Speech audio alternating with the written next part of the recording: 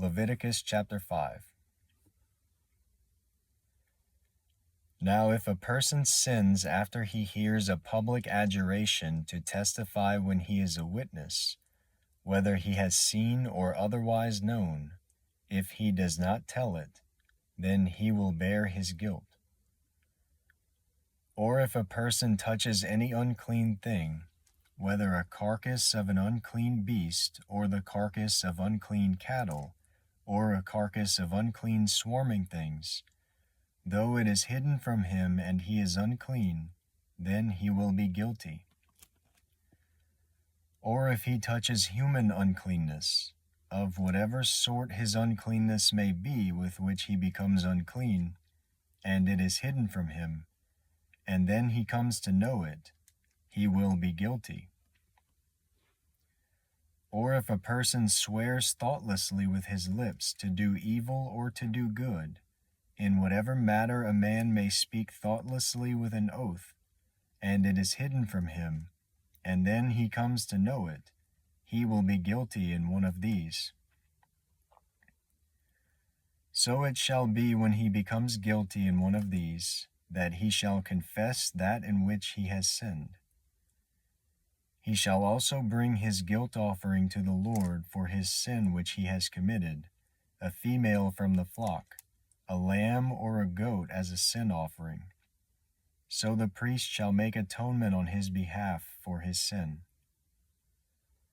But if he cannot afford a lamb, then he shall bring to the Lord his guilt offering for that in which he has sinned, 2 turtle doves or 2 young pigeons, one for a sin offering and the other for a burnt offering. He shall bring them to the priest, who shall offer first that which is for the sin offering, and shall nip its head at the front of its neck, but he shall not sever it. He shall also sprinkle some of the blood of the sin offering on the side of the altar, while the rest of the blood shall be drained out at the base of the altar. It is a sin offering. The second he shall then prepare as a burnt offering, according to the ordinance. So the priest shall make atonement on his behalf for his sin which he has committed, and it will be forgiven him.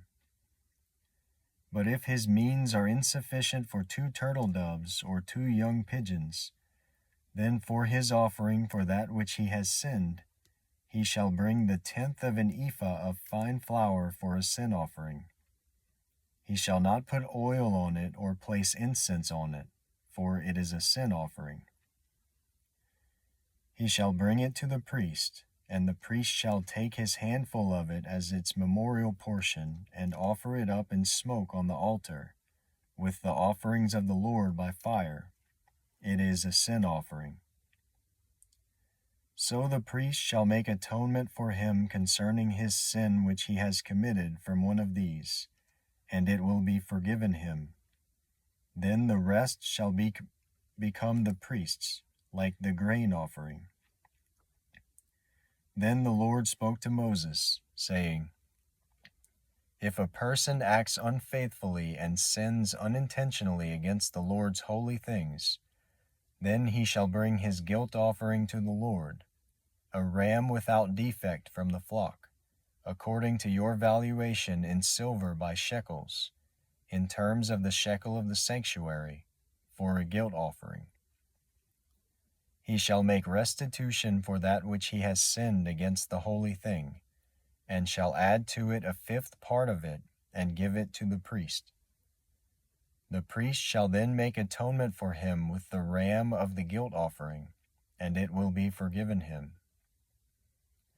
Now if a person sins and does any of the things which the Lord has commanded not to be done, though he was unaware, still he is guilty and shall bear his punishment. He is then to bring to the priest a ram without defect from the flock, according to your valuation, for a guilt offering. So the priest shall make atonement for him concerning his error in which he sinned unintentionally and did not know it, and it will be forgiven him.